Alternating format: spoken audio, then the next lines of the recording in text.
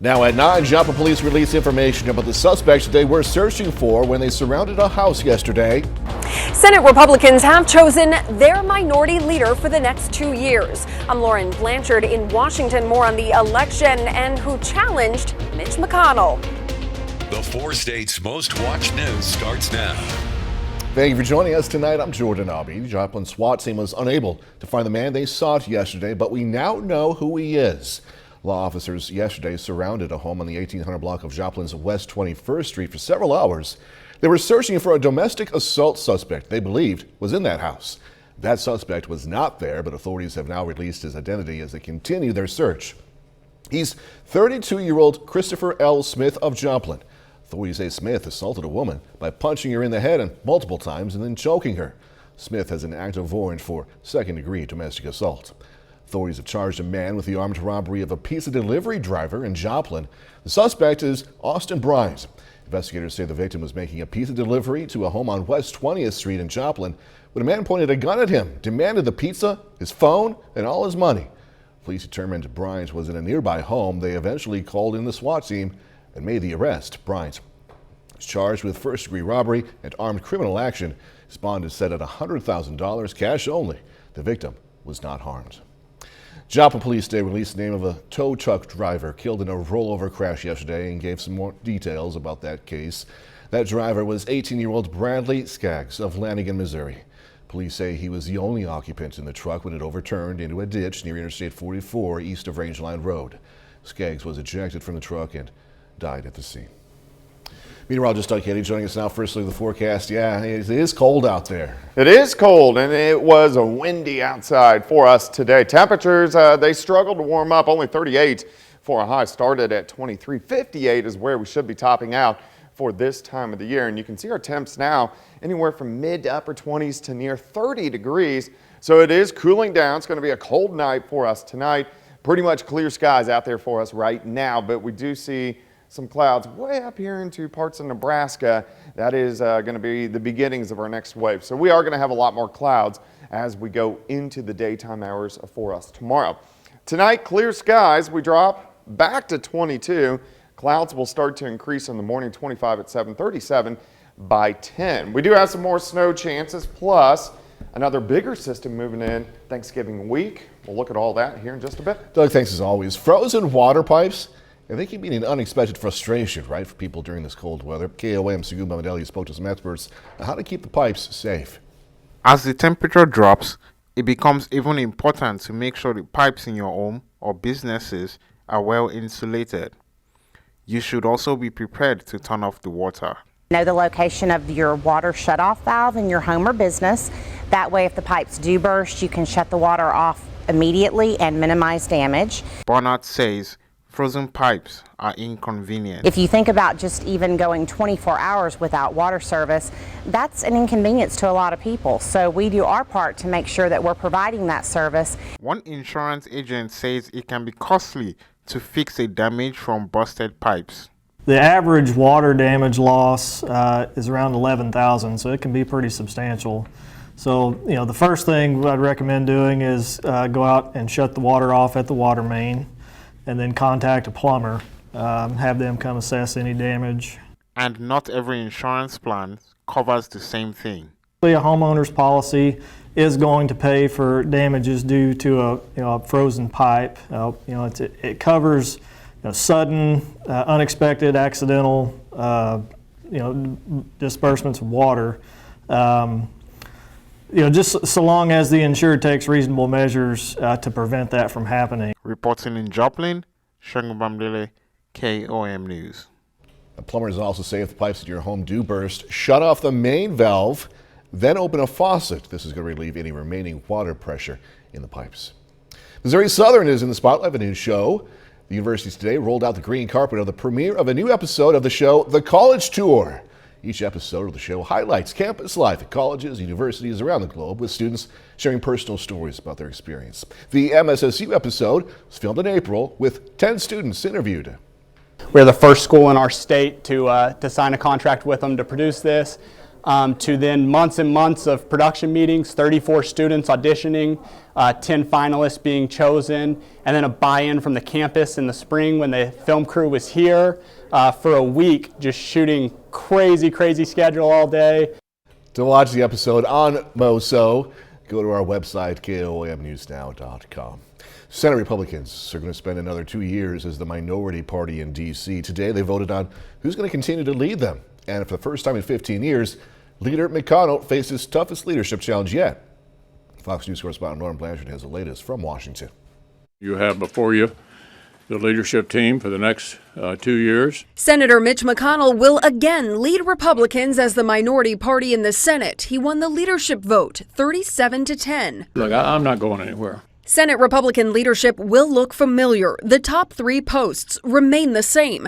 McConnell's win came despite attempts to delay the vote until after the Georgia Senate runoff election, and a challenge from Florida Senator Rick Scott, who remains loyal to the former president. McConnell says voters ran from Republicans for being too chaotic and too negative. And we turned off a lot of these centrist voters, which is why I never predicted a red wave to begin with. Former President Trump, who just announced another run for the Oval Office, had called for a change in Senate leadership, criticizing McConnell. I think Senator McConnell's view is that Trump is largely to blame and that Republicans have an image problem because of Trump. I have to say that I don't agree with that. House Republicans voted Tuesday to make Kevin McCarthy the next Speaker of the House, despite also having issues with the pro-Trump faction of his party. So there's just a lot of unhappiness, a lot of finger pointing in the Republican Party now, and the big reason is they thought they were going to win and they lost.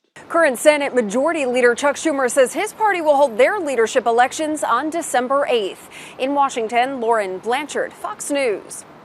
It's going to cost a lot more to heat the home this winter, according to experts anyway. Fox Business correspondent Madison Allworth is in Brookville, New York, with a look at how high those heating bills could climb. We're riding around with oil for less, and they say that their customers are struggling to keep up with these skyrocketing costs. Across the board, heating costs are expected to be high this winter. Heating oil in particular, up 68% year over year. Today, they filled up this tank with about $950 worth of home heating oil. A year ago, the same amount of oil would have cost them closer to $600. That's why the company tells me that some customers are just doing without. People have gone without hot water and heat for a week just because they haven't had the money to call me and say, hey, come on in. For the Northeast, where over 80% of the home heating oil in the U.S. is consumed, this is the first really cold week. And people who were waiting for a good price to fill up are paying $1 more than just a month ago. That, according to the Energy Information Association. In Brookville, New York, I'm Madison Allworth, Fox Business. KOAM News at 9 on Fox 14 takes this time to honor another four-state hero. Thomas Cook served in the U.S. Navy from 1967 to 69. Native of Lamar, Missouri, Cook was stationed in Vietnam, receiving several awards. We are proud tonight to thank and salute Thomas Cook. He is a four-state hero. Coming up, police training turning even more dangerous. A car strikes nearly 24 police recruits on a training run. I'm William Lajeunesse in Los Angeles. Details coming up. A new study from the Radiology Journal suggests smoking marijuana could be more harmful to your lungs than cigarettes. The study's research included chest scans from 56 marijuana smokers, 33 tobacco-only smokers, and 57 non-smokers from 2005 to 2020 in Canada. Higher rates of emphysema were found in marijuana smoke scans, as well as higher rates of airway inflammation. Health experts say it's still difficult to compare tobacco and marijuana risks, though, because of limitations of the retrospective study. Nearly 24 police recruits suffered injuries after a driver plowed into them during early morning training exercises. Police now investigating what just led to this crash. Fox News national correspondent William Lajeunesse has more. A wrong-way driver struck a group of police academy recruits in Los Angeles County. The sheriff's department says the recruits were on a training run at 6:30 Wednesday morning. This morning they stepped off with their drill instructors, along with two black and white radio cars, which are safety vehicles, as well as 8 road guards. Those are recruits that wear reflective vests. The crash occurred in the suburb of Whittier. Nearly 24 suffered injuries, including the 22-year-old male driver. First responders, police, firefighters, and ambulances rushed to the scene, taking 5 recruits to local hospitals with critical injuries. These young people are getting ready to go put themselves in the line of danger in their career, and who knows that while you're training to do that, you are actually in harm's way. Authorities detained the driver while he blew 0 on the breathalyzer. Police will also take blood to check for drugs. A recruit telling his girlfriend this about the crash. The driver was still on the accelerator, so he was trying to break the car window just to get him to stop because he still was just pressing on the gas. The sheriff said it appears to be an accident, but there were no skid marks at the scene and the vehicle only stopped after hitting a light pole. We had a vehicle going southbound, and for reasons we're still determining and being investigated, veered into opposing lanes and struck multiple cadets in that formation. The only silver lining here, the crash occurred in front of a fire station with paramedics and near several trauma hospitals, which police say likely saved several lives. In Los Angeles, William Lajeunesse, Fox News. Doug is next with a complete look at the forecast and later how you can help those in need this holiday season without breaking the bank. Stop, wait! Well, it turned out to be a cold one outside for us today. Temperatures, they didn't warm up much, only into the upper 30s during the afternoon hours. Clear skies for us right now. Nice shot of Indigo Sky, Casino and Resort Indigo just outside Seneca, Missouri. Look at our trend over the past 36 hours. Not looking too good. Only about 40 yesterday. We dropped back mid-20s last night, only upper 30s for highs for us today, and it's already cold. Temperatures keep dropping. 24 in Nevada. We're at 29 in Monette. Jay, Oklahoma at 26. Pittsburgh 25. Independence sitting at about 24 degrees. We do have clear skies. We'll continue with clear skies throughout the night. 26 west, southwesterly winds. Light at about 3. Humidity is at 66%. A little bit of a wind chill.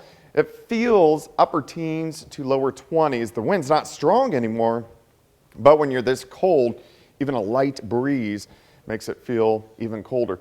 As we go through the night, 24 by 11, 7 a.m., 25, overnight low of 22, and then we warm into the upper 30s as we go through the morning hours, but clouds will increase as we go through the day. As of right now, we look fine. We have clear skies, but we are going to get some clouds later on tonight. You can see them starting to sneak into northern parts of Kansas.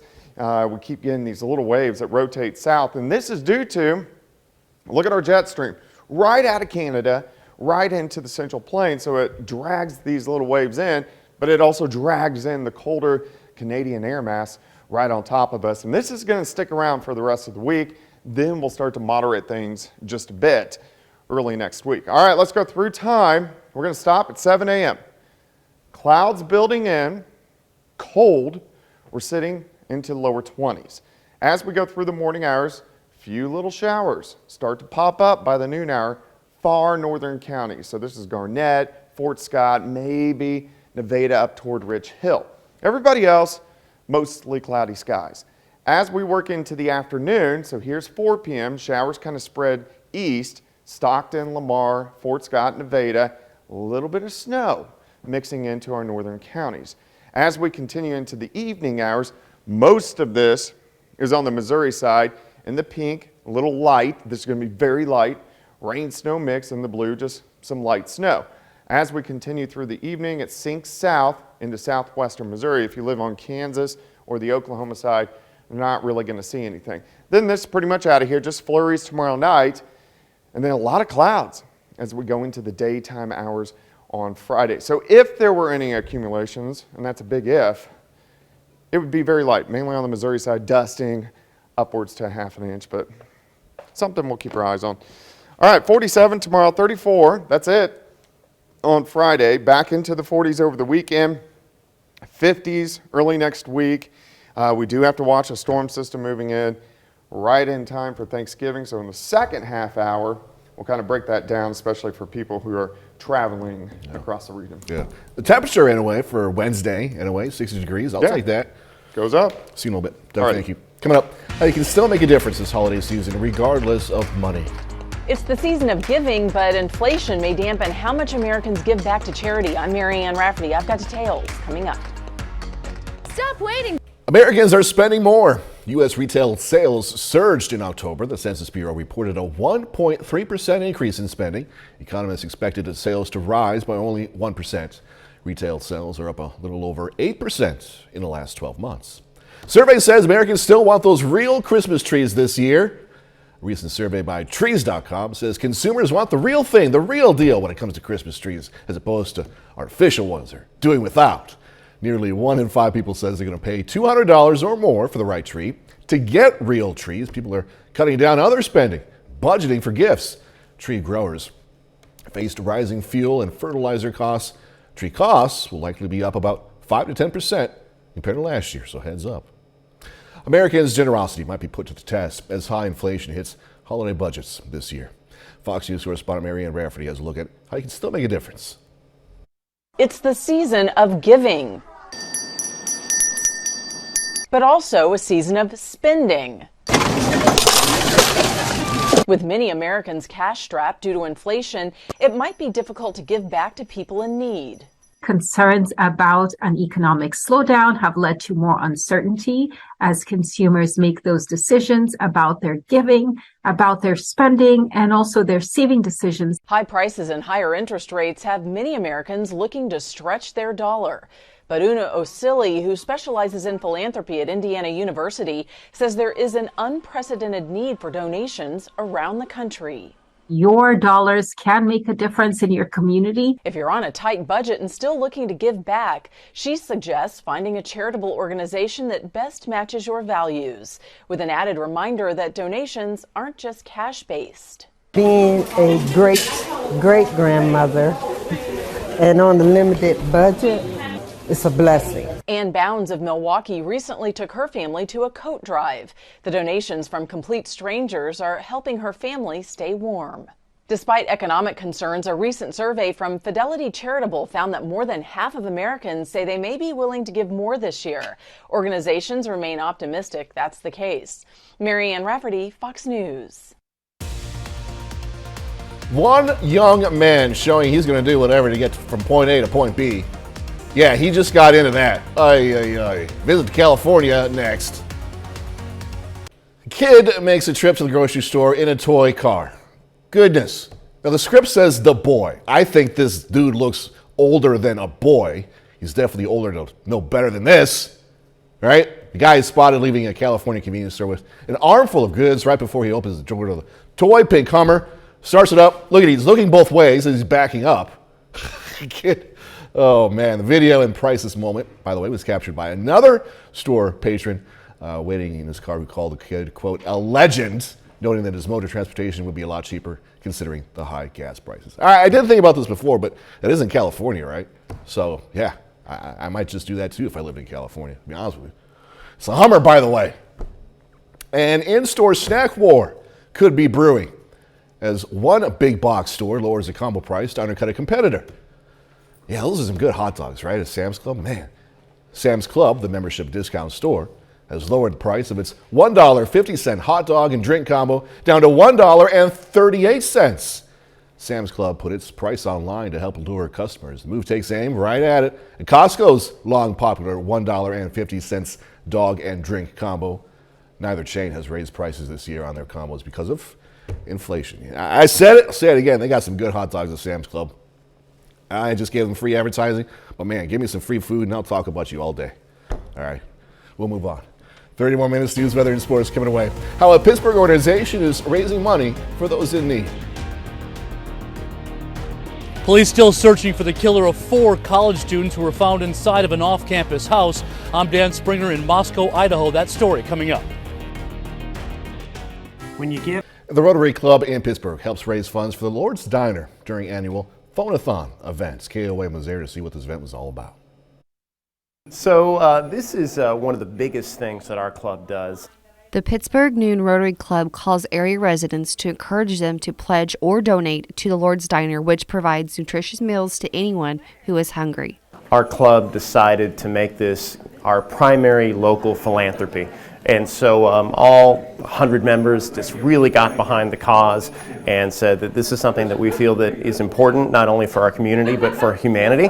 And we wanted to be a part of it. And so, we're really proud that we've been able to raise several $100,000 over the last few years. It costs the diner $1 a day for each meal, with approximately 300 people being served daily. This is all possible through generous donations. But, we're calling folks up and just saying, look, it's been a year since you donated to the Lord's Diner. It's the giving season. Would you please consider a generous donation once again this year? Last year's phone-a-thon raised $215,000, and this year the group hopes to raise $225,000. The Lord's Diner serves meals 365 days a year and recently took the show on the road and is now meeting guests in their neighborhoods and on their streets thanks to their new food truck. We know there's a lot of need in our community, and so knowing that our club can be at least a small part of helping to ensure that there is less need, I think everybody who's here tonight feels the same way, that we're just happy to be a part of it. If everybody helps just a little bit, and you put all those pieces together, you can make some really great progress. In Pittsburgh, Carrie Worthen, KOAM News. If you are interested in donating to the Lord's Diner or interested in any other events they're hosting for the Lord's Diner, you can go to our website, KOAMnewsnow.com. Some Southwest Missouri students held a food drive for Thanksgiving.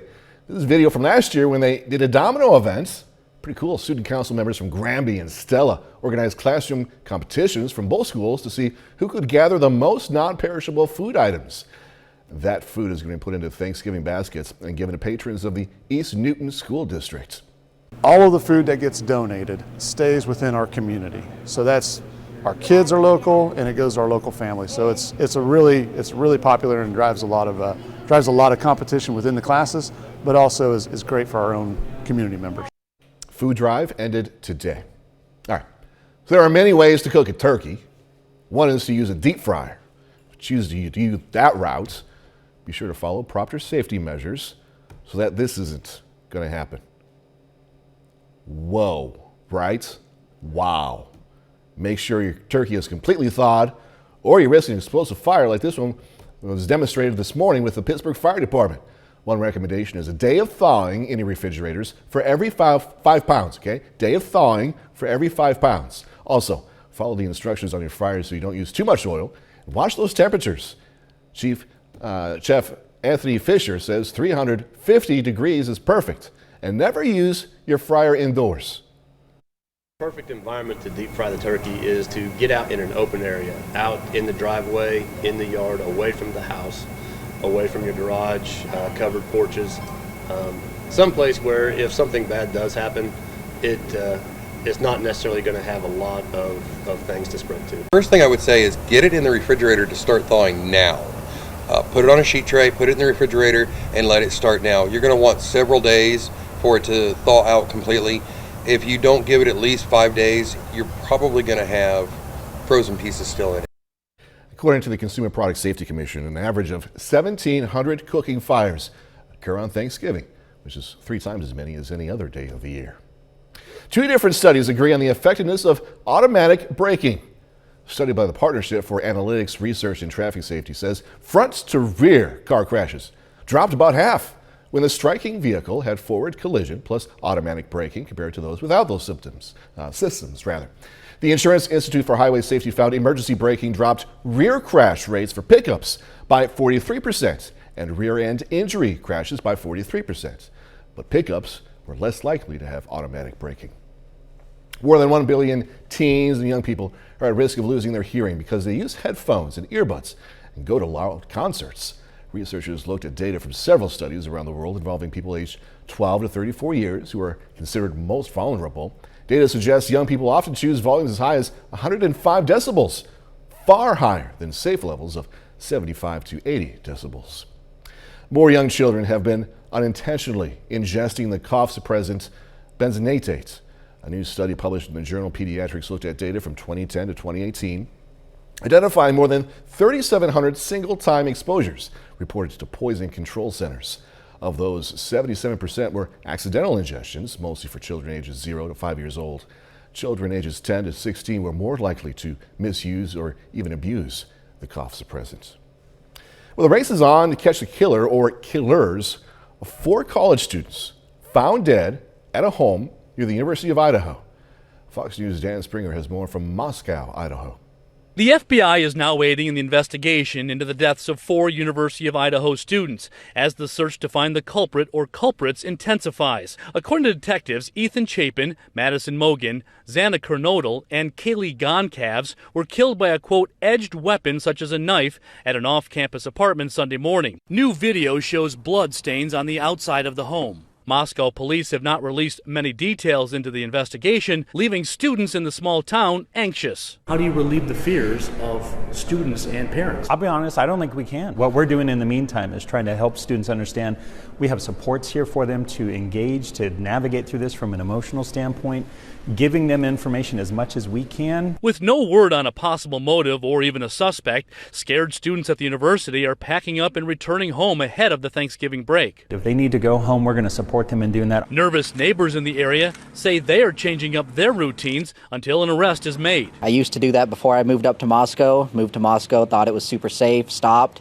and then this happened, and so at least if and until they find who did it, I'm going to continue carrying a weapon on me again. A growing memorial now sits at the university's entrance as the community grieves. It's a hard lesson to have to learn. It's been a heavy heart. You can feel it from every person you interact with to the people you walk by. A vigil for the slain students will take place after the holiday break. In Moscow, Idaho, Dan Springer, Fox News.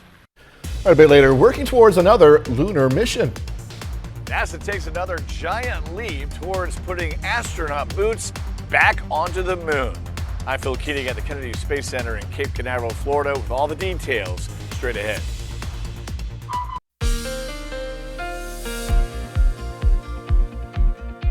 Well, of course, a cold day for us today. We had clouds during the morning, even a few morning flurries, and then sunshine during the afternoon, but still cold. Highs only into the upper 30s. Nice shot. Indigo Sky Casino and Resort. Look at our temps over the past 36 hours. Kind of not really going anywhere. In fact, we've been mainly right around 40 degrees for the past couple days, and it's going to get even colder as we go into the overnight hours for us tonight. Temps right now, it's cold, 25, Iola 22, Independence, Neosho at 30, Carthage at 26, 23 in Pittsburgh. We can go outside, 7th and Rangeline currently sitting, almost sneezed. Got through it, 26, west-southwesterly winds at about 3, humidity at 66%. All right, it feels like, because we have a light northerly wind, even colder, anywhere from about 20 to 25.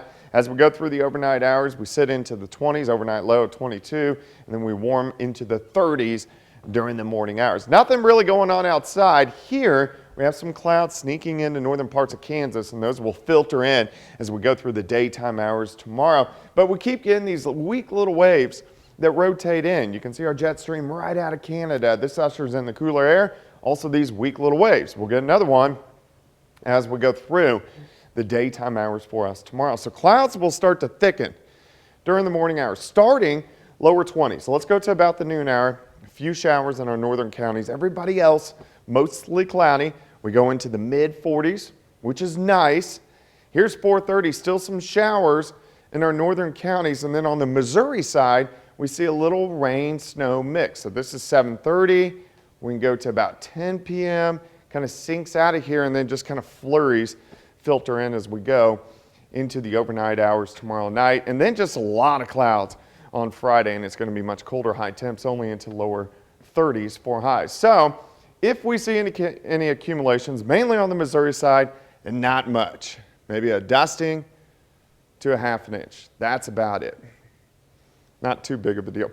All right, temperatures in the morning start in the 20s. We do go into the 40s, 47 for a high, and then clouds and a few showers start to pop up as we go into the evening hours. Let's jump ahead. Let's go to next week. We're going to move all the way to about next Tuesday. We're in the 50s, looking pretty good. Some rain increases on Wednesday, which is a big travel day. Rain on Thanksgiving, and could end with a little bit of snow as we head into Black Friday. So that's something we want to watch as we go into next week. 47 for us tomorrow, 34 Friday, 40s over the weekend, 50s Monday and Tuesday, 60s. Wednesday, Thursday, and then turning much colder right after Thanksgiving. You better cover up that smoker, man. You smoking meats for Thanksgiving, or? I don't know. I am. I don't think, I haven't been told I'm supposed to. Really? Yeah. I've already made plans to put my smoker under a tarp and everything. Nice. Based on your forecast. Okay. All right, man. All right. Thank you. Coming up in sports, Kansas City Chiefs back in prime time this weekend, facing the Los Angeles Chargers. Going to hear from the team. Plus, Quapaw Wildcats aiming to move on to the state quarterfinals Friday night on the road.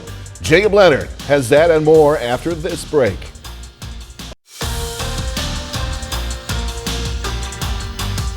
Well, the Quapaw Wildcats are still alive for a football state championship. Quapaw is one of just 16 teams remaining in the Class A state bracket. Now, the 10-1 Wildcats will be on the road in round 2 Friday night, facing the undefeated Hominy Bucks. Last week, Quapaw won their playoff opener over Sallisaw Central 28-22. That win was the 7th straight win for the Wildcats. So while Hominy is unbeaten, Quapaw has some momentum of their own and they're ready for the challenge. That's my first playoff win of my high school career, so it felt really nice to come out, a lot of fans, and just put on a good show and show out for them. We had it rolling all season. We had our only loss early on in the season, so it felt good to just go on that streak, rolling in here, feeling pretty good, and just keep it going. The Kansas City Chiefs are back in prime time this week. Chiefs will be on the road against the LA Chargers on Sunday night, aiming for their 4th straight win. Kansas City is 7-2 heading into Sunday. With a win in this one, they wouldn't quite lock up the AFC West title, but they would give themselves a 3-game lead in the division with 7 to go, which is pretty close to the same thing. We've played 2 of these teams now. We haven't played Denver yet, but we understand how good the Chargers are.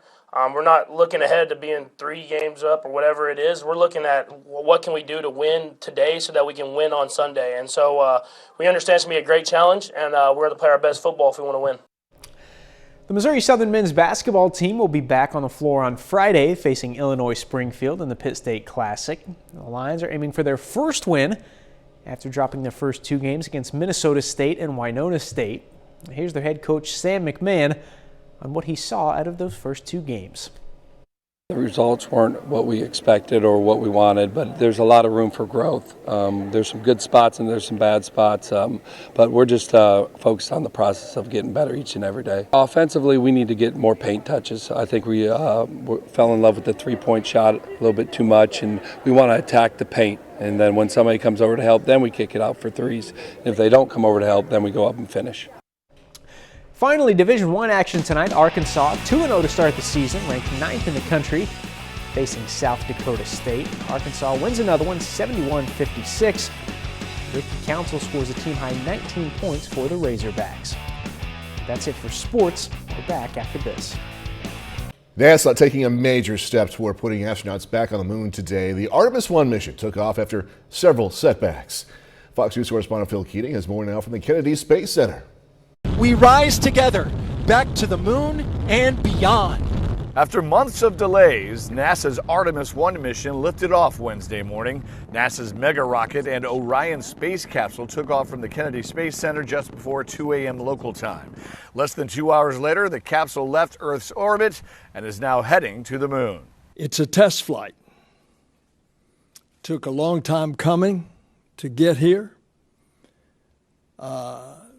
Last time we were on the moon, Apollo 17, and we still have a long ways to go. And this is just the test flight. Some 15,000 people were at the launch site cheering as the rocket moved towards space. The launch comes after months of fuel leaks. Wednesday's event almost faced another delay when a liquid hydrogen leak was discovered, and then a U.S. Space Force radar station lost its signal. Both issues were resolved, allowing the rocket and Orion capsule to make the 2-hour launch window. The systems are performing, and we are pressing outbound toward the moon. 3 test dummies are aboard Wednesday's flight. If all goes well, NASA will later launch 4 astronauts on Artemis 2. They would orbit around the moon before returning to Earth with a Pacific Ocean splashdown. Then Artemis 3 will make the same trip again, but put 2 astronauts onto the surface. It's a series of progressively more complex missions to get us to that goal of a sustainable human presence on the moon. This test flight will last about 3 weeks, roughly the same amount of time as when astronauts are on board. At the Kennedy Space Center, Phil Keating, Fox News. Coming up, going to hear from the all-grown-up Ralphie about his new Christmas Story movie. The 1983 holiday classic A Christmas Story is an iconic holiday tradition for many. Now, fans can expand their ritual watch with the long-awaited sequel. It features the original film's lead star, returning as a dad who gets his family into the Christmas spirit back in his hometown. Fox's Kristen Goodwin has the story.